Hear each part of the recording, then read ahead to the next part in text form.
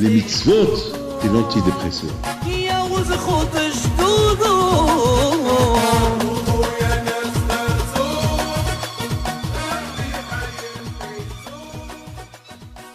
Dans la paracha de cette semaine et la paracha de la semaine prochaine, c'est deux parachiotes qui sont un peu... si on prend les titres de chaque paracha, ça donne beaucoup à réfléchir. Dans la paracha de cette semaine, c'est Be'alotra. Be'alotra, c'est du verbe s'élever, c'est du verbe allumer. S'allumer dans l'Avodat Hashem est toujours s'allumer dans le service d'Hashem. On sait c'est quoi le mot allumer. Allumer, c'est quelque chose qui est éteint et on l'allume. Et selon la quantité de ce qu'on allume, le feu va être important. Ça dépend. Combien est-ce qu'il y a un peu de bois, beaucoup d'huile, un peu d'huile. Selon la quantité, on va avoir une grande flamme. Comme par exemple, vous allez à Miron, par exemple, à l'Aïlo de Bishon Vayahai, là-bas, vous allez voir, c'est une tonne de bois. Vous allez voir un feu que vous pouvez voir de loin. Donc, la paracha de cette semaine, elle nous parle de la quantité de Be'alotra. Ça veut dire, selon combien on s'allume dans le service d'Hachem, les mitzvot, ils vont être bien. Les mitzvot, ils vont être très bien. Et en plus, chaque mitzvah, elle va attirer une autre mitzvah. C'est-à-dire que si on fait une mitzvah glacée, avec froid, donc peut-être ça ne va pas t'attirer à faire une autre mitzvah, peut-être ça va t'attirer à faire une autre mitzvah, mais en s'endormant. C'est pas quelque chose d'important. Par exemple, voilà, je vous dis quelque chose. Il y a par exemple, malheureusement, dans les mariages, on sait très bien qu'un mariage, c'est un mariage ça doit être dans la pureté, dans la Kedusha. Un mariage, on sait que c'est construire une famille.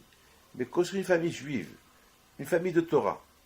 Alors, maintenant, tout dépend maintenant comment est-ce que l'homme il se marie pour lui, pour ses copains, parce qu'il veut faire plaisir à sa femme, à sa belle-mère, à sa mère, il veut montrer qu'il veut faire un bon mariage, donc ça n'a aucune relation avec la religion. C'est un mariage. C'est vrai. Il va se marier, sa femme elle va faire le mikvé, pas plus. Mais le mariage, il n'est pas pour le bon Dieu. C'est un mariage pour lui. Il se marie. Quand beaucoup des fois, vous savez, lorsque on se marie avec le bon Dieu aussi. On se marie avec la Torah. C'est pas un mariage, toi et moi. Voulez-vous m'épouser? Voilà. Il n'y a que toi, il n'y a que moi. C'est tout. Alors là, ça ne marche pas. Là, voilà, d'un côté, il y a une mitzvah, mais une mitzvah qui ne va pas t'entraîner à faire beaucoup de mitzvot. La base du mariage a été faite d'une manière uniquement, tu veux te marier que toi et ta femme, et non pas avec la Torah et Akadosh Baruch Hu. De même pour une bar mitzvah. Qu'est-ce qu'on cherche dans une bar mitzvah? Est-ce qu'on veut faire une bar mitzvah? Est-ce qu'on veut faire une bar mitzvah parce qu'on veut faire entrer cet enfant-là dans le joug de Dieu? Il va être maintenant apte à faire des mitzvot. Il va devenir maintenant un adulte. Il va devenir maintenant un homme de Torah, un juif Yehudi, il a le nom de Dieu. Ou bien il va faire une bar mitzvah qui est accompagnée d'une fête personnelle. Et c'est quoi la fête personnelle? Ça va être mix, il va y avoir des danseuses, il va y avoir des danseurs, il va y avoir des chanteurs qui vont venir chanter n'importe quoi, qui n'a aucune relation avec la bar mitzvah. Rien.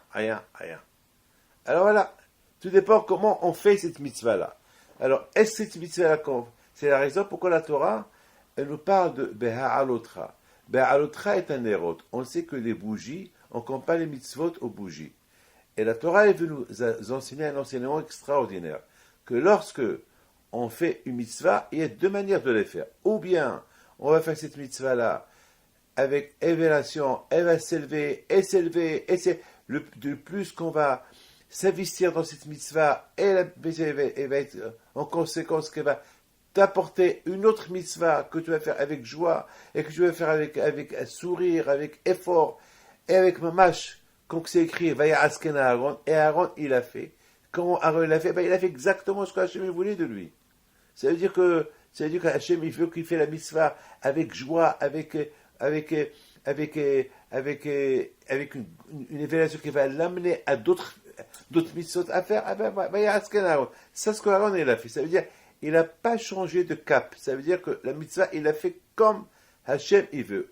Comme si je parle le mariage, textuellement, un mariage qui va m'amener à être un homme de Torah, un homme juif, construire une maison, selon le judaïsme, Bitihoudi, une maison de Torah, une maison basée sur tout. C'est ça le mariage.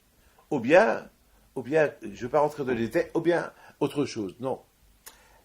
Comme j'ai expliqué, il y a deux manières de faire. Ou c'est la manière de faire la mitzvah avec Be'alotra, en s'élevant, et la mettre avec chaleur, avec enthousiasme, avec amour, et ça va t'amener à faire d'autres mitzvot encore mieux. Encore, je répète, ça dépend comment on fait la mitzvah. Parce qu'on dit mitzvah goret mitzvah. Une mitzvah est en train de faire une autre mitzvah. Et aussi on dit sra mitzvah mitzvah. La récompense que du mitzvah, un homme il fait une mitzvah, et c'est quoi la récompense pour une mitzvah? Hachem lui apporte une mitzvah. Mais maintenant ça dépend. Tu as fait une mitzvah, d'accord, et le bon Dieu va te donner une récompense. N'importe comment tu as fait la mitzvah, le bon Dieu va te donner une récompense. Mais quelle récompense? Dans ce monde, il n'y a pas de récompense. Donc, quelle récompense va t'apporter? Une autre mitzvah. Donc, cette autre mitzvah qui va t'apporter, comment tu vas la faire? Déjà, comment elle a été faite la précédente, pour pouvoir faire la deuxième, ou la troisième. Parce qu'une va t'entraîner à d'autres. Alors, c'est un enchaînement de mitzvot. Ça dépend. Si tu l'as fait chaudement, bien, alors, elle va te mener à faire Béa l'autra, et ainsi de suite. Les autres mitzvot qui vont se faire aussi très très bien, ou bien, que Dieu préserve, elle va se faire n'importe quoi. Eh bien, lorsqu'elle va se faire n'importe quoi, écoutez bien ce que je veux dire, elle va se faire n'importe quoi, elle va finir à s'éteindre. Vous savez, un feu, si on n'ajoute pas tout le temps des braises dans le feu, si on n'ajoute pas du bois, eh bien, à la fin, le feu, il va s'éteindre. Eh bien, cette mitzvah-là, on dit mitzvah goret mitzvah. Une mitzvah, elle doit t'entraîner à une. Mais ce n'est pas comment tu as fait cette première. Tu l'as bien fait avec mamach. Donc tu t'es ajouté. Parce que le mot Be'alotra, c'est l'explication de Be'alotra, c'est élever ou bien allumer. C'est ça le mot Be'alotra, allumer. Lorsque tu allumes les bougies, ça veut dire. Mais la Torah n'utilise pas le mot allumer les bougies, la Torah utilise le mot Be'alotra. S'élever. Lorsque tu t'élèves pour faire la mitzvah. Comme on a expliqué, c'est que Akash préfère que cet allumage de bougie, elle soit un allumage avec élévation, en montant. Ou bien, que Dieu préserve, cette mitzvah, elle va se faire. De toute façon, tu vas la faire, mais elle va aller en s'éteignant. Et à la fin, il n'y aura plus de mitzvah. Il n'y aura plus une mitzvah qui va t'entraîner à une autre mitzvah. Donc, tu vas rester en statu quo. Et peut-être ce qui va venir the next, c'est avec les Tzahara. C'est lui qui va venir te. Et sur ce, ça c'est la paracha de Be'alotra. Et ce qui est incroyable, c'est que la paracha de Béchala, de Shlach Lecha, c'est la paracha de lorsque Moshe Rabbeinu, il a dit lorsque les bénis Israël, ils ont dit à Moshe Rabbeinu, il faut envoyer des espions pour espionner cette terre que le bon Dieu nous a donnée. On ne peut pas rentrer comme ça en Israël, la terre que le bon Dieu a donnée à Abraham, Isaac et Jacob. Il faut qu'on envoie des explorateurs qui vont voir comment se préparer pour faire une guerre, comment ils sont. Enfin, même psychologiquement, logiquement. Donc, quelque part, Moshe Rabbeinu, il a dit, bon, vous avez raison. Akadosh Baruch Hu n'était pas trop d'accord, parce que Akadosh Baruch Hu, de toute façon, entre vous et moi, lorsque les bénis Israël ont quitté l'Égypte, est-ce que les bénis Israël ont dit à Moshe Rabbeinu, on envoie des gens visiter le désert, comment il est, on va s'installer, Non. Alors, pour le désert, ils n'ont rien dit. Ils sont sortis de l'Égypte, ils ne sont pas directement au désert. C'était un cheval, c'était macho, c'était un compliment que le Akadosh Baruch Hu, il donne aux bénis Israël. Quand je leur dis,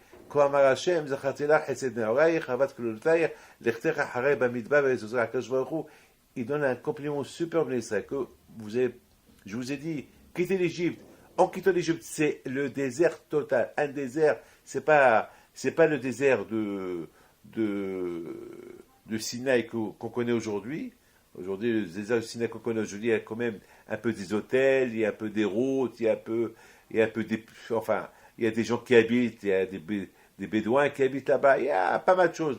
Mais le désert de Sinaï de l'époque, c'était mamash un désert plein de scorpions, des serpents, un désert qui fait peur, un désert très dangereux, très très très dangereux. Donc quand même, là-bas les Juifs, ils n'ont pas demandé à Kadosh Baruch Hu d'envoyer des miraglim, des espions ou des explorateurs pour voir comment préparer la sortie de l'Égypte. Non, ils ont suivi Moshe Rabbeinu. Pour ça, quand il leur dit super, je vous je vous fais des compliments pour ça. Mais pour Israël, qu'elle est déjà construite, a priori, il y a 1000 promesses qu'Akadosh Baruch Hu il leur a fait, qu'ils n'ont rien à craindre, et malgré tout, ils demandent à partir. Là, on voit que Béhémet, là, on voit une différence entre ce que Hachem il veut de nous et ce que l'homme il veut de lui. Akadosh Baruch Hu il veut de nous qu'on s'allume. Lorsqu'on commence une mitzvah, il faut la faire, mamash, en s'allumant davantage. Parce qu'on dit mitzvah, une mitzvah, elle entraîne notre mitzvah. Ça veut dire que lorsqu'un homme il fait une mitzvah, il a créé un malach. Écoutez bien ce que je vais vous dire. Lorsqu'un homme il fait une mitzvah, il crée un malach. Écoutez bien. En créant ce malach-là, il va l'aider à le pousser à faire une autre mitzvah. Ça veut dire que la prochaine mitzvah que je vais faire, non seulement je vais la faire de mes propres moyens, mais je vais déjà avoir de l'aide de ce malach que j'ai créé avant, de la mitzvah précédente. Alors imaginez-vous, les mitzvot qui vont venir l'une après l'autre, ça va être avec une aide du ciel. Alors si l'homme il ne fait pas d'effort de lui-même, donc c'est dommage pour lui. C'est comme par exemple si on dit à quelqu'un, voilà le numéro du loto, et qu'est-ce qu'il fait ce monsieur-là? Il remplit 5 numéros et pas les 6 numéros. Donc il va gagner quelque chose, mais il n'a pas gagné le gros lot. Ou bien on lui donne le gros lot et il va remplir 3 numéros. 3 numéros, il va gagner 10 euros, pas plus. Ou 4 euros, il va gagner peut-être 10 000 euros. Ou bien, mais pas le gros lot. Le gros lot, c'est dommage de le perdre. Donc on voit que ce que Hachem il veut de nous. On voit que Aaron à Cohen, la Torah est précise. Aaron il a compris comment il faut faire une mitzvah. Aaron a compris qu'à faire une mitzvah, ça veut dire il faut s'allumer, il faut avoir la volonté, c'est ça s'allumer, avoir la volonté pour la faire, mais il faut avoir, mais au fur et à mesure que tu es en train de la faire, tu la fais avec Bé'alotra, tu la fais avec goût, avec effort, avec joie, avec un investissement dans cette mitzvah-là. Alors là, et pourtant, le tzara va te dire, mais qu'est-ce que tu es en train de faire? Mais tu es en train de casser la tête. Mais qu'est-ce que tu gagnes à la fin en faisant cette mitzvah? C'est là où il y a le tzara. Par exemple, tu crèves à la faim, tu as envie de manger, et tu cherches un sandwich alors que tu as plein de magasins qui a plein de manger. Alors le Satan te dit, mais attends, ça va, tu veux pas manger le tarif, ne mange pas le tarif, tu peux manger, je sais pas, une salade, rentre au restaurant, prends une salade voilà, le Satan, il a des arguments qui sont vrais quelque part. Parce que, honnêtement, la plupart des mitzvot, on ne comprend pas pourquoi on doit les faire. On ne les comprend pas. On ne sait pas pourquoi on doit les faire. Alors, on les fait. Ben justement, le fait que tu les fais, tu ne trouves pas dans cette mitzvah un goût, donc il n'y a pas à l'autre. Donc tu ne vas pas t'élever de cette mitzvah. Donc, certainement, ça ne va pas te pousser à 100% à faire une autre mitzvah. Peut-être elle va te pousser à faire une mitzvah encore avec krirout, avec froideur. Et comme vous savez, lorsqu'on ne souffle pas, lorsqu'on fait un four et on met là-bas des braises de feu, il faut souffler. Et de plus que tu souffles, le feu, il rentre dans l'intérieur des braises et voilà, après selon combien tu souffles, le feu va être important. Mais si tu ne souffles pas, tu mets quelques braises de feu, tu mets une petite flamme, elle va s'éteindre. Elle va rester allumée quelques secondes, elle va s'éteindre. On voit que Aaron à Cohen ne s'est pas posé de question. Il y a Asken à Aaron. Et c'est ça le shvach de Aaron. Parce que tout le monde pose la question. Que Rashi dit que de là, va y Asken à Aaron, c'est un compliment pour Aaron parce qu'il a fait ce que le bon Dieu lui a dit de faire. Mais la question, elle est énorme. Mais bien sûr, quoi, Aaron, il va faire le contraire. Bien sûr qu'il va faire le contraire. Il a fait ce que Hachem... Non, non. C'est quoi le choix d'Aaron? C'est parce qu'Aaron, la Cohen aussi, il avait ces questions. Mais pourquoi je dois faire ça? Mais c'est quoi allumer les lumières? Mais c'est quoi ça? C'est quoi ça? Il aurait pu se poser. En plus, il aurait pu se dire, mais attends, mais moi, j'étais, lorsque tous les princes d'Israël, de chaque tribu, ont fait un sacrifice pour inaugurer le temple, et moi, je n'étais pas invité, et le bon Dieu est en train de me donner une autre mitzvah, mais attends, mais moi, je voulais faire aussi cette mitzvah-là, je voulais participer. Quelque part, Aaron a Cohen Alav Shalom, on a vu qu'il a posé cette question.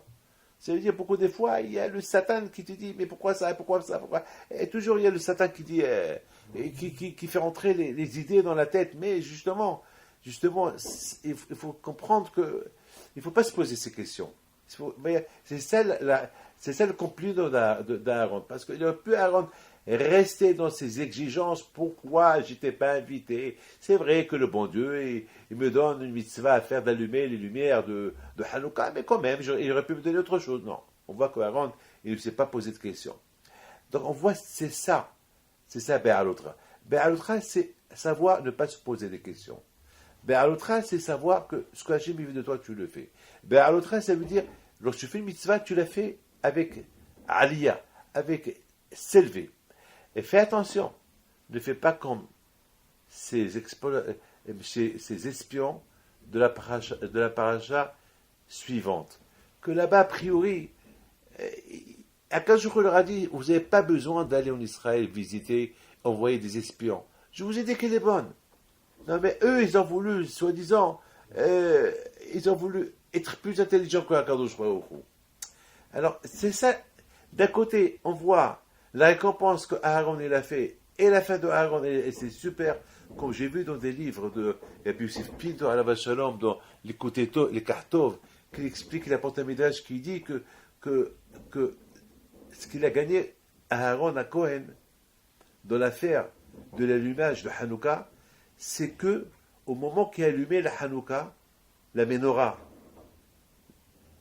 et au même moment, il y a une menorah qui s'est allumée là-haut, dans le ciel. Écoutez bien ce qu'il dit le Midrash. Il appelle ça Rabbi Yosef Pinto.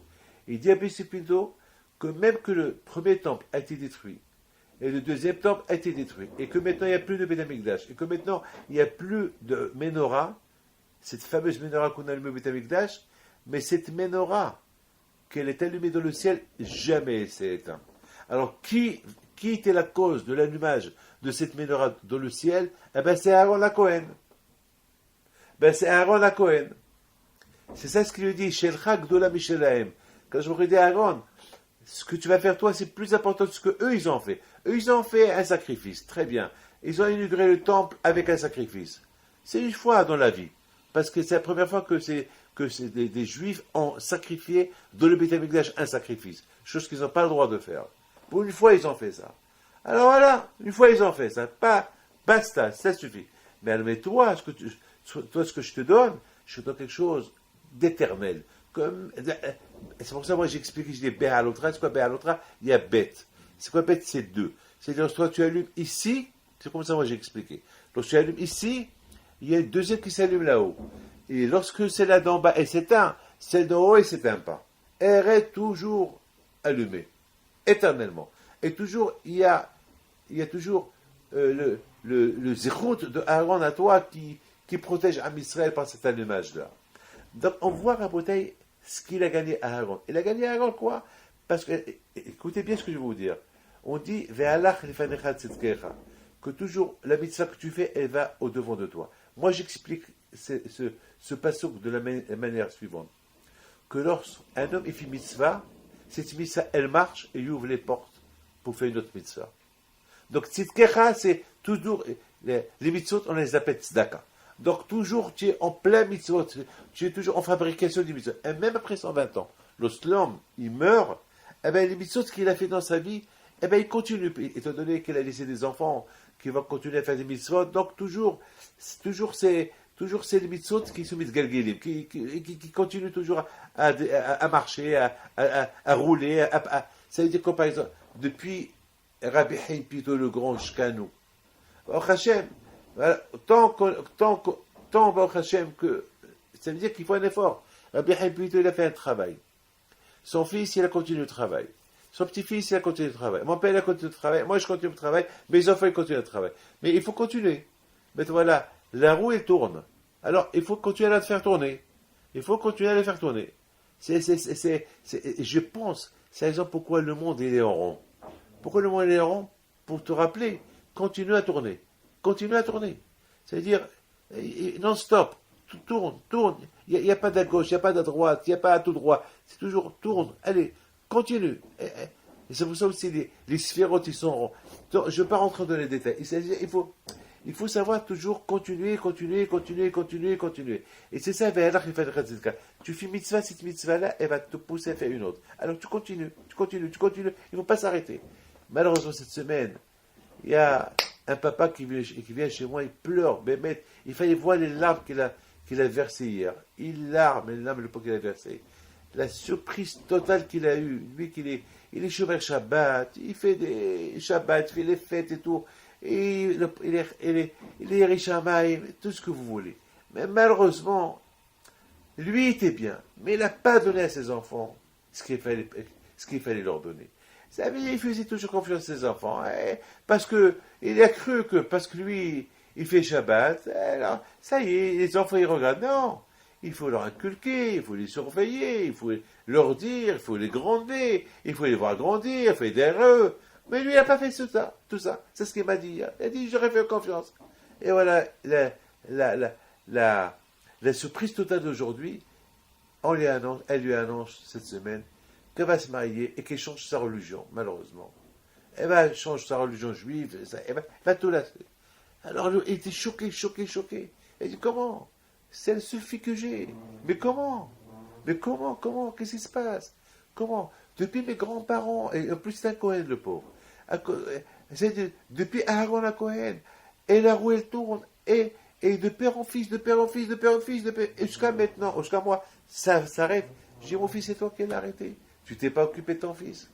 Tu n'as pas continué à l'autre. C'est comme ça veut dire, ça veut dire toujours, il faut continuer. Ou bien, à l'autre, c'est bête. Bête, c'est deux. Le père et le fils. Le père il commence, eh bien, le fils il continue à élever, à continuer son judaïsme. Et c'est comme ça. Du fils, ce fils après va devenir père, après c'est son fils. Après le fils il va devenir un jour père, après c'est son fils. Et c'est comme ça. 1, 2, toujours. Il y a ce 1, 2 qui continue. Il ne faut pas que ça s'arrête. Et si ça s'arrête, c'est grave. Très très grave. Ça s'arrête, c'est la fin. J'ai toujours donné l'exemple à l'époque. À l'époque, lorsqu'il y avait une guerre, il y avait toujours le drapeau. Le drapeau du pays, il y avait toujours un soldat que son rôle était de tenir le drapeau. Pourquoi? Parce que les soldats qui combattent, le fait de voir leur drapeau de leur pays, ça les encourage pour se battre pour le pays. C'est-à-dire, je suis prêt à donner ma vie pour le pays. Et lorsque ce monsieur-là, qui tient le drapeau, alors maintenant les soldats adverses, eux toujours, ils visent à tuer ceux qui prend le drapeau. Pourquoi? Pour ne pas que, faire désespérer, pour faire désespérer les soldats qui regardent. Dès qu'ils voient le tombeau, le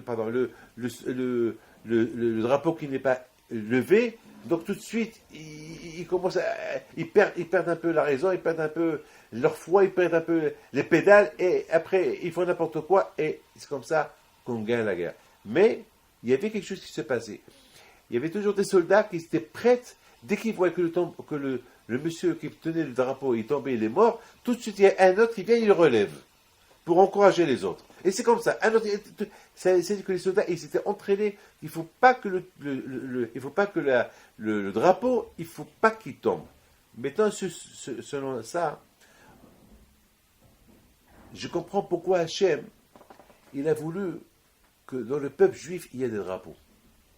Vous savez que dans la Torah, on dit que chaque tribu, il avait un drapeau. Il avait un drapeau. Et chaque drapeau, il avait une autre couleur. Et je me suis toujours posé la question, pourquoi il n'y avait pas un seul drapeau avec une seule couleur? Et pourquoi chaque tribu, il avait un drapeau avec une autre couleur? Le contraire, si le bon Dieu veut qu'on soit unis, Alors, c'est mieux qu'on a un seul drapeau. Un drapeau Magen David, un drapeau qui représente le peuple juif. Alors là, il y a 12 tribus. Alors, chaque tribu, elle a son drapeau. Donc, ça veut dire que c'est comme une désunion. Pourquoi pas un seul drapeau? Eh bien, justement, dans cette catégorie de Ahavat Israël, d'aimer le prochain, eh bien, Akadosh Baruch Hu nous a donné des drapeaux différents. Pourquoi? Qui nous rappellent que même les mitzvot, ils sont différentes. Comme les visages, ils sont différents. Les mitzvot, ils sont différentes. Et chacun, il est différent de l'autre. Moi, les mêmes qualités que j'ai, mon prochain ne les a pas. Chacun est différent de l'autre. Ça, il faut savoir. On n'est pas, on peut pas être, on n'est pas pareil. Chacun est différent de l'autre. Il y a ceux qui aiment l'ail, il y a ceux qui aiment l'oignon, il y a ceux qui aiment même de le manger. C'est pas tout ce qu'on aime. Mais vous prenez même le chasse, il n'y a pas une seule Gemara qui représente toutes les Gemarotes. Il y a une Gemara qui parle de Gittin, des divorces, il y a une Gemara qui parle des mariages, il y a une Gemara qui parle des brachot, des bénédictions, il y a une Gemara qui parle de Shabbat, il y a une Gemara qui parle de la Ketouba, chaque mariage. Mais c'est de la Torah. Mais tout c'est de la Torah. Tout est différent, mais c'est tout de la Torah. Ben justement, Akadosh Baruch Hu, il nous a donné un travail extraordinaire. Un travail, c'est que chacun de nous, il doit se faire travailler, que même que je ne suis pas comme toi, eh ben, je dois t'aimer comme moi. Même la mitzvah, cette mitzvah, elle n'est pas comme celle-là, et je préfère celle-là, non. Eh ben, tu n'as pas le droit de préférer celle-là, il faut aimer aussi l'autre. Même que l'autre tribu, il a un autre, drapeau différent que le mien, c'est pas parce qu'il est différent que le mien, et l'autre il est différent que le sien, c'est que chacun il va préserver son propre drapeau. Non. Eh ben justement, la vie d'Hachem est que même que chacun il a un drapeau différent, la mitzvah elle est différente, le visage est différent, malgré tout, nous, on doit réunir tout et mettre tout dans un plateau pour aimer les choses à égalité. D'ailleurs, la Gemara, elle dit, pourquoi la Torah n'a pas donné, pourquoi la Torah elle n'a pas donné, elle n'a pas dit que la récompense des mitzvot, ce qui fait situer la récompense. Eh bien, si la Torah elle te dit la récompense des mitzvot, eh bien, les gens ils vont chercher les grandes mitzvot où il y a la plus grande récompense. Ils vont délaisser les petites mitzvot. C'est la raison qu'on ne peut pas savoir quelle mitzvah est importante. Il se peut que la petite mitzvah elle est plus importante que la plus grande mitzvah des mitzvot. Alors tu ne sais pas. Alors on ne sait pas. Alors c'est la raison pourquoi Akadosh Baruch Hu, il ne nous a pas donné comment ça s'appelle, il nous a pas expliqué, il nous a pas dit la récompense qu'il y a pour chaque mitzvah qu'on fait. Ça veut dire que quelque part, que nous, on doit toujours se chercher, Be'alotra, s'élever, allumer cette mitzvah, la faire bien, jusqu'à d'une manière qu'elle va être tellement bien la faire sans se poser de questions, qu'elle va t'emmener à faire une autre mitzvah, que la prochaine mitzvah, a priori, tu vas le faire encore mieux que celle-là. Et l'autre, tu vas le faire encore mieux que celle-là. Et c'est ainsi de suite. C'est parce que, comme j'expliquais, chaque malach qui va naître du mitzvah, ce malach qui va naître de cette mitzvah, il va être 2 fois plus que la mitzvah que tu as fait avant. Parce que maintenant, il est né de cette mitzvah, il va t'entraîner à faire une autre mitzvah, et donc il va avoir la force des 2 mitzvot. C'est ça, Be'alotra. Mais tout cela, lorsqu'on ne se pose pas des questions. Au moment, Hassu Shalom, qu'on commence à se poser des questions, bon, c'est là comme ça, et c'est là comme ça, et pourquoi le bon Dieu veut que je fais comme ça, et pourquoi le bon Dieu fait comme ça, et je fais ce que je veux. Donc, on va arriver à la paracha suivante de ces miraglim, qu'ils étaient a priori des tzadikim, mais au lieu qu'ils comprennent que si le bon Dieu leur a donné Eretz Israël, et qu'ils ne se sont pas posé de questions lorsqu'ils ont quitté l'Égypte pour partir en Égypte, dans le désert, et là ils se posent des questions sur cette terre que Akadosh Baruch Hu, il va leur donner, et qu'il leur a dit qu'elle est bonne, et là ils se posent des questions, alors là c'est grave. C'est très très grave, très très grave. C'est très très grave. C'est très très grave. Voilà, qu'est-ce qui s'est passé à la fin? Eh bien, à la fin, malheureusement, il s'est passé que ces exploitateurs, ils sont partis en Israël, et ils l'ont espionné, et ils sont retournés, ils ont commencé à critiquer. Et malheureusement, le fait qu'ils ont commencé à critiquer, le bon Dieu s'est énervé, il les a punis, ils sont pas rentrés en Israël, tous les gens, ils sont restés 40 ans dans le désert, et malheureusement, une punition terrible, que tous les gens qui étaient à un certain âge, ben, ils sont morts dans le désert, et c'est que uniquement les jeunes qui étaient à partir, je crois, 18 ans ou 20 ans, qu'ils avaient à cette époque-là, c'est eux qui ont le mérite, qui sont rentrés en Israël, et ils avaient, et voilà. Pourquoi tout ça? Eh bien, justement parce que ceux-là, ils ont commencé à se poser des questions. Attends, mais vous n'êtes pas posé des questions lorsque vous avez quitté l'Égypte? Et en plus, le bon Dieu vous avertit que le désert, il est dangereux, il y a le froid, il y a la chaleur, il y a des bêtes, il y a des animaux. Et malgré tout, vous êtes parti là-bas sans se poser des questions. Et là, vous posez des questions. Là que le bon Dieu vous dit que la terre d'Israël elle est bonne, elle est super, elle est bien, vous vous posez des questions. Comment est-ce possible? C'est grave ça. Donc c'est la raison, c'est voilà, c'est ça les deux parachutes. C'est deux parachutes qui sont super. Et je voudrais simplement, hier, il y a un juif qui me raconte une histoire. C'est la grandeur de Rabbi Haim Pido. Il me dit, Rabbi David, je voudrais vous raconter une histoire avec ma mère. C'est monsieur qui est vieux, hein. C'est monsieur qui est venu me voir hier, il a 70 ans. Donc sa mère, ça veut dire c'était jeune. Une fois, Rabbi Haim Pido à Casablanca, ça s'est passé. Une fois, Rabbi Haim Pido, il voit une femme qu'elle marche. Et Rabbi Haim Pido, il va vers elle, il lui dit, oh, tu as une fille.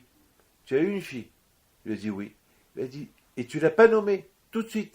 Je vais te la nommer maintenant parce que si je ne la nomme pas, elle va mourir. C'est la folie. Il a dit, et tout de suite, il l'a nommée, sur place. Sur place, il l'a nommée. Il a dit, il y a une xéra sur elle tout de suite, parce que pour lui faire une bracha, il faut qu'elle ait un nom. Alors vite, il lui a donné tout de suite un nom. Regardez cette Ahavat Israël. Celui qui cherche à aimer d'autres prochains, ah ben quand je vais lui apporter. Alors selon, et cette sadikim là, je ne sais pas quelle mitzvah Rabbi Haim Pido a dû faire. Il a dû faire une mitzvah de Ahavat Israël. Alors quand je lui apporte une mitzvah encore plus grande, pour qu'il fasse cette mitzvah-là, il faut qu'il utilise le Roi HaKadosh. Il faut qu'il utilise la prophétie.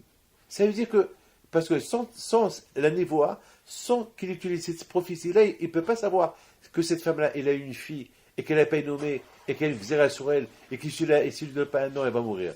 C'est de la folie, ça. Ça veut dire que, Hashvi Shalom, je suis arrivé à une conclusion grave. Grave. Ça veut dire, en conclusion, qu'on peut faire une mitzvah, et à Shemishmor, un jour, le bon Dieu peut même nous accuser. Cette mitzvah que tu as fait, eh ben, tu aurais pu la faire mieux. Parce que si tu l'aurais fait mieux, ben, je t'aurais apporté cette mitzvah-là, prochaine, et avec cette mitzvah prochaine, tu aurais pu sauver quelqu'un d'autre. Tu aurais pu sauver mamash quelqu'un d'autre. Tu aurais pu sauver sa vie. Mais parce que tu as fait cette mitzvah-là, tu l'as fait avec halichut, avec froideur, pas avec enthousiasme, pas avec une hadlaka, pas avec une aliyah, pas avec avec des efforts. Alors on t'apporte une autre mitzvah qui n'est pas comme celle-là, que c'est la pauvre. Celle-là, tu ne la mérites pas. Cette grande mitzvah-là, que tu aurais pu sauver quelqu'un, tu ne la méritais pas. Et on va lui dire, mais je ne savais pas. Et il va te dire, mais il y a un passage qui dit, à l'autre, lorsque tu fais une mitzvah, il faut le faire jusqu'à... vous savez ce que j'ai expliqué? C'est quoi? Tu allumes la flamme jusqu'à que la flamme, elle monte. Tu allumes le feu jusqu'à que la flamme, elle monte. Moi, j'ai expliqué c'est quoi que la flamme, elle monte. Elle monte vers où? Moi, j'ai expliqué que la flamme, les havas, c'est le malach. Tu fais une mitzvah, bien, avec ce que tu as créé, ce malach qui va monter vers Hachem. Et ça dépend comment tu l'as fait. Et selon comment tu l'as fait, ce malach, il va valoir quelque chose. Donc voilà, on a maintenant deux parachutes qui nous parlent d'une mitzvah. Comment Aaron, il a fait la mitzvah sans se poser de questions, comme ces exploitateurs, ils ont fait la mitzvah, ben après tout, bon, lorsque Moshe leur a donné la permission de partir, visiter et explorer Israël, on aurait pu dire c'est mitzvah. Mais le fait que déjà il y a une parole de Dieu qui dit vous n'avez pas besoin de partir, elle est bonne la terre, et pourquoi partir? Alors, malheureusement, le fait qu'ils sont partis, bon, ils étaient tzadikim. comme Rachid dit, c'était des grands tzadikim ces gens-là. Mais malgré tout, puisque ils ont mis un doute dans la parole d'Hachem, donc ils sont partis faire cette mitzvah, d'accord. Mais malheureusement, cette mitzvah, elle a été faite d'une manière, et au fur et à mesure des jours qui marchaient, cette mitzvah elle est devenue froide, jusqu'à que cette mitzvah-là, d'aller espionner Israël, elle est devenue une avera. Puisque lorsque quelqu'un fait une mitzvah, il s'endort après, lorsqu'après il n'y a pas d'enchaînement de mitzvot qui vont se faire, il va finir par s'éteindre. Et une fois qu'il va finir par s'éteindre, eh ben c'est le Satan, lui, qui prend la relève. Et lorsque le Satan prend la relève, c'est grave. Maintenant, je comprends selon ça ce que la Torah dit, Mikish halechatan biatan. Rachid dit que lorsque les exploitateurs ils sont partis pour exploiter Israël, de la même façon, Mikish halechatan, de la même façon qu'ils sont venus Réchaïm, ils sont partis Réchaïm. De la même façon qu'ils sont. Alors, on se pose une question, mais lorsqu'ils sont partis, c'est écrit Kulam Anashim, c'est écrit qu'ils étaient tzadikim, oui ou pas? Comment tu peux dire qu'ils étaient Réchaïm? C'est des tzadikim lorsqu'ils sont partis, ces espions-là pour espionner. D'ailleurs, il y avait avec eux Caleb Ben Yifouné, il y avait avec eux Yoshua Ben Nun, et c'était tous ces tzadikim. Comment tu peux dire qu'ils étaient Réchaïm? C'est pas possible. Alors, comment on dit? De la même façon qu'ils sont partis Réchaïm, Vaïlchou Vaïbou. La même façon qu'ils sont partis Réchaïm, ils sont venus tzadikim. On peut pas, c'est pas possible. Mais d'après ce que je dis, je comprends. C'est vrai. Ils sont partis de tzadikim. Mais ils sont partis avec la mitzvah d'exploiter Israël, mais ils sont pas partis avec un enthousiasme de Aliyah. Ils sont partis avec une chaleur que chaque jour qui passait, cette chaleur de la mitzvah, elle s'éteignait. Elle s'éteignait jusqu'à après 40 jours, et c'est complètement éteint. Complètement éteint. Et lorsque c'est complètement éteint, avec qu'est-ce qui reste? Les critiques. Ils ont commencé à critiquer Israël. Maintenant, je voudrais simplement, puisqu'on a compris ce que je viens de dire, maintenant simplement, il y a deux choses que je veux dire. La chose que je veux dire, elle est extraordinaire, c'est Hakadosh Baruch. Lorsque Hachem, il est apparu au peuple d'Israël, il leur a dit Anoché Hachem. Et tout le monde pose la question, pourquoi ils ne savent pas c'est Hachem? C'est moi Hachem. Mais tout le monde sait. Mais tout le monde sait, c'est lui qui les a libérés de l'Égypte. Tout le monde sait. Les amis, il y a quelque chose qui est extraordinaire dans cette paracha de Yitro. Il dit Vaishma Yitro. Yitro, il a entendu. Yitro, il a entendu. Pourquoi? Tout le monde n'a pas entendu. Mais tout le monde a entendu. Il n'y a que Yitro seul qui a entendu. Mais tout le monde a entendu. C'est quoi? Yitro, il a entendu. Mais tout le monde a entendu les miracles que Hachem a fait en Égypte, donc Yatiam Souf, Amalek, et beaucoup de choses. Et la troisième question, pourquoi cette paracha ne s'appelle pas la paracha de Moshe? Ou la paracha d'Israël? Israël qu'ils ont reçu la Torah, Israël qu'ils ont donné à Nishma, pourquoi il s'appelle Yitro? Et je vous donne la parole d'honneur. J'ai pensé à un lien avec ces parachutes que nous sommes en train de lire. Vous savez que la veille de Matan Torah, c'est la veille de Shavuot, c'est la veille de Matan Torah. Mais la question se pose. Pourquoi il s'appelle Shavuot? Parce qu'on a fait des calculs. On a compté 7 semaines, et on a compté des jours. Alors, elle s'appelle la fête des semaines. Ce qui veut dire Matan Torah. Et il faut savoir que c'est une préparation de Matan Torah. Alors, on compte comme une kala qui se prépare pour son mariage. Mais la question se pose. La kala qui se prépare au mariage, elle se marie. Mais nous, qu'on se prépare au mariage avec la Torah, est-ce qu'on est prêt? Est-ce qu'on est prêt? Est-ce que, Bichlal, on a envoyé des cartes d'invitation? Est-ce qu'il y a une synagogue où se marier? Est-ce que vraiment on veut se marier? Un hatan, une kala, qui veut se marier, il trouve la salle, l'orchestre, il trouve les témoins, le rabbin, la synagogue, les cartes sont envoyées, très bien. Mais nous, on va se marier avec la Torah à Shavuot, est-ce qu'on est prêt? Voilà, on a calculé, est-ce qu'on est prêt? Est-ce qu'on est prêt? Quelqu'un qui voyage, il prépare sa valise, il prépare son passeport, il prépare le visa, s'il doit aller en Chine. Mais quelqu'un qui veut se laver, Eh ben, s'il travaille dans les mines, il faut qu'il prépare le savon, le shampoing, la serviette. Mais nous, on s'est préparé pendant 7 semaines, 50 jours. Est-ce qu'on est prêt pour Matan Torah? On s'est préparé pour Matan. Est-ce qu'on est prêt? Et voilà, le jour J, il arrive. Est-ce qu'on est prêt? Est-ce qu'on est prêt? Est-ce qu'on est prêt ou on n'est pas prêt? Est-ce qu'on va comme des aveugles? On dirait qu'on nous force. Voilà, c'est Matan Torah, on reste réveillé de force. Voilà, et chaque fois on voit la montre, quand on va aller dormir. Alors c'est quoi ça? Alors, on s'est préparé pendant 7 semaines pour voir chaque fois la montre, quand est-ce qu'on va dormir. Alors qu'il y a des tzaddikim, il y a Rav Shach Alav Shalom, il paraît qu'il était tellement excité la veille de Matan Torah. Il était tellement, et on voyait sur lui une excitation qu'on ne voyait pas pendant toute l'année. Mes amis, le Sachem, il a dit Anouchi. C'est vrai, quand je me il a dit Anouchi. C'est moi qui vous ai sauvé l'Égypte. Mais est-ce qu'ils sont conscients de ça? Que c'est Hachem, le bon Dieu? C'est vrai, on a quitté l'Égypte. Très bien. Mais est-ce qu'on est conscient c'est qui Anouchi Hachem? Est-ce qu'on est à 100% un bébé qui voit sa mère au départ? Et après quelques temps, il est conscient que c'est sa mère. Et de fur et à mesure, mais est-ce que nous, on est conscient que c'est Hachem qui nous a libérés? Ou bien, il y a encore un safek. Est-ce qu'on est conscient? Est-ce qu'on est conscient? Est-ce que c'est bien préparé pour Anouchi Hachem? Ou bien, est-ce qu'on est conscient de ce mariage? C'est la raison pourquoi cette Torah, cette paracha ne s'appelle pas la paracha de Moshe ou la paracha d'Israël. Pour Moshe, c'est pas, parce que Moshe était anav, il n'aurait jamais accepté que cette paracha-là prend son nom. Il était tellement anav, il ne veut pas. Et surtout pas la paracha de Matan Torah. Alors quand je lui ai donné un cadeau pour ça, il lui a dit, Zichru Sefer Torah Moshe Avdi. Moshe, toute la Torah elle est en ton nom. Pas une paracha. Toute la Torah est en nom.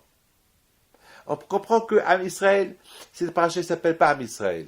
La Torah d'Am Israël. Est-ce qu'ils sont conscients? Est-ce que tout le monde a reçu? C'est vrai, ils ont dit c'est Benishma. Mais puisqu'on nous a dit qu'ils ont été forcés, ils ont reçu la Torah Béonès. Comment tu vas appeler? Ils étaient forcés de recevoir la Torah. Alors comment tu veux qu'on leur donne cette paracha-là? Mais par contre, celui qui a aimé le bon Dieu, il a compris ce qu'est le bon Dieu. Celui qui est vraiment, il est parti à l'autre, step by step, celui qui s'est élevé tellement petit à petit, et celui qui a compris ce qu'est Anouchi Hachem, un goy, Yitro. Donc il méritait. Ça veut dire que Yitro, quelque part, il a compris. Yadati, oui, j'ai commencé à... Oui, Yadati, lui, il est plus fort que tout le monde. La Torah, elle précise que Yitro, il a dit avec sa bouche, qui Gadol Hachem Mikola, lui, ça veut dire il a compris que Hachem, il est au-delà de tout le monde. HaKadosh Baruch Hu, il s'est élevé et s'est révélé au Bnei Israël avec Anouchi, Hachem Elokecha. Pourquoi? C'est comme un message qu'il leur lance à HaKadosh Baruch Hu. Est-ce que vous êtes conscient que c'est moi, Anouchi, Hachem Elokecha? Est-ce que vous êtes conscient que c'est moi qui vous ai libéré? Est-ce que vous êtes conscient, c'est moi? Et ça, mes amis, Rabotai, c'est chaque année qu'on doit faire une prise de conscience. Anouchi Hachem Elokecha. Chaque année, lorsqu'on entend Anouchi Hachem, il faut me dire, avec toutes les bêtises que j'ai faites cette année, comment est-ce que je connais Akadosh Baruch Hu? Ça fait, j'ai 50 ans, j'ai 62, 63 ans, je suis vieux, j'ai 80 ans, je sais pas moi. Est-ce que je connais Akadosh Baruch Hu? Ça veut dire que finalement, le mot Anouchi Hachem Elokecha, il ne doit pas être cette année comme celui de l'année dernière. Alors si le Anouchi Hachem Elokecha de l'année dernière, si cette année-là, tu ne t'es pas élevé plus que l'année dernière, donc ça prouve que tu vas, mais tu es en train de s'éteindre. Tu n'es pas en train de s'élever. Donc à la fin, tu vas finir en s'éteignant. Tout dépend. Comment l'homme, il comprend cette préparation de Matan Torah, comment elle a été, c'est vraiment, elle a été bien préparée. Donc, il va dire que, et le Anouchi Hachem Elokecha, est-ce que, mais Rabbi Pinto, mon grand-père, à côté de moi. Et moi, j'ai écouté Anouchi Hachem. Et mon grand-père a écouté Anouchi Hachem. Mais qui va comprendre mieux Anouchi Hachem, moi ou lui? Dès que, comment moi je comprends Hachem, il est 1 milliard de fois moins que mon grand-père. Mais au moins, il faut que je progresse un peu. Hachem, il veut de nous que les filles à Matzav, selon le Matzav comme on est, le Matzav comme on est, et le matzav, comment on comprend, et comment on a notre havana, notre intelligence, il faut qu'on arrive à comprendre. Parce que Anochi Hashem, il ne change pas. C'est le même Hashem, mais ce qui peut changer, c'est en toi. Comment toi, tu comprends Hashem? Hashem en lui-même, c'est Anochi. Anochi, Hashem, il ne change pas. C'est Akadosh Baruch Hu, il est Akadosh Baruch Hu le même. Avant qu'il a créé le monde, et après qu'il a créé le monde, c'est le même. Mais donc, comment toi, tu comprends Akadosh Baruch Hu? Donc, quel aliyat, donc quel niveau, où tu es? C'est comme qu'il a dit Akadosh Baruch Hu à Adam. Adam, Ayeka, où tu es? Dans quel monde tu es? Amen. Ça veut dire que Akadosh Baruch Hu, il a créé Adam d'une valeur super, et Adam, il a fauté. Alors que je lui dis, dis-moi, dans quel madrigal tu es? Ayeka, où tu es? Où tu es? Et Akadosh Baruch Hu dit comment ça s'appelle, à Caïn, où est ton frère? Où est ton frère? Moi, je sais où est ton frère. Mais pour toi, où est ton frère? Tu l'as tué. Mais le fou de Caïn, qu'est-ce qu'il dit? Et je le garde. Regarde il est idiot. Comment? Le Créateur, il ne sait pas où il est. Et tu mens à Akadosh Baruch Hu. Tu dis, c'est ce qu'on fait nous aussi. On ment à Akadosh Baruch Hu. Akadosh Baruch Hu dit, Anochi Hashem. Ah oui, je le connais. Mais où tu le connais? Où tu le connais? Mais par contre, il est trop. Il est trop.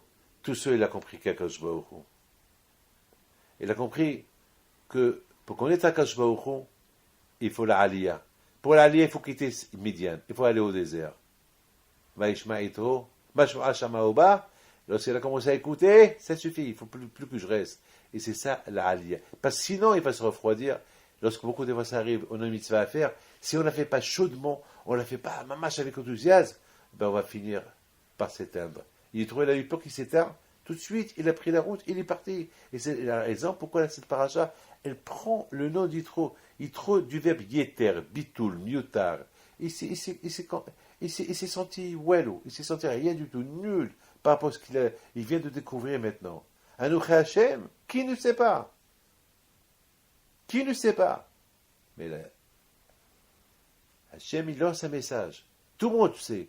Mais est-ce que tu sais mieux que l'année dernière? Est-ce que tu sais un peu davantage? Et tu as pris de nouvelles résolutions? C'est vrai. Abotai, c'est ça, c'est parachute. Be'alutra, il faut savoir toujours progresser. Mais sachez que le Satan, il est fort. Lorsque le Satan commence à voir que l'homme commence à monter, eh bien, le Satan, il met des embûches devant lui pour ralentir, pour le ralentir. Et c'est ça le comment ça s'appelle la avoda de l'homme. La avoda de l'homme, c'est Be'ez Hashem, d'arriver à progresser. Et cette histoire de la Behipido que j'ai écoutée hier, elle m'a fait beaucoup de nahat de voir comment Rabbi Hipido, parce que c'est trop grand ce qu'il a vu. Il voit une femme qu'il ne connaît même pas, et qui lui a dit, tu as une fille il y a cette semaine, et tu ne l'as pas nommée, et elle risque de mourir, il faut que je la nomme tout de suite. Attends, mais Rabbi Hipido, quand tu te mêles? Mais pourquoi il lui a apporté cette femme jusqu'à côté de lui? Eh bien, je suis obligé de dire que Akadosh Baruch Hu, il voit la personne. Lorsqu'Akadosh Baruch Hu, il voit que l'homme fait des mitzvot avec aliyah, avec enthousiasme, avec amour, avec effort, alors qu'Akadosh Baruch Hu, il apporte d'autres mitzvot plus importantes. Mais jusqu'à que Hachem, il peut même lui donner la névoie, la prophétie pour savoir. Ça veut dire que maintenant, cette femme-là, cette fille que Rabbi Hipido l'a nommée, et qu'elle est vivante grâce à lui, eh bien, mes amis, c'est Rabbi Hipido qui a sauvé sa vie. Et celui qui sauve la vie de quelqu'un, comme s'il a sauvé le monde entier. Et cette femme-là, elle est mariée aujourd'hui, et la bracha des enfants dans la Torah, ça veut dire que Rabbi Hipido est toujours départ. Maintenant, je termine.